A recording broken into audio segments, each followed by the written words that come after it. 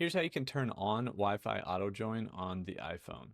So first we're going to go into settings. This Wi-Fi setting allows you to join any network that you have auto-join turned on when you're just within the area, when it shows up on your iPhone. So we're going to go to Wi-Fi. This is especially helpful probably for your home network. So if you tap on the icon to the right of the Wi-Fi network, then you can actually turn off or on the auto join option. Now, if you're maybe needing to specify an old network or one you're not currently connected to, go up to this little edit button up here, and then you will have to enter in your phone password there. And then any of these old networks you've been connected to, you can tap on the I and you can turn on auto join or turn it off if you need to for any of those networks. And you can back out and just accept the changes if it lets you, or just back out further.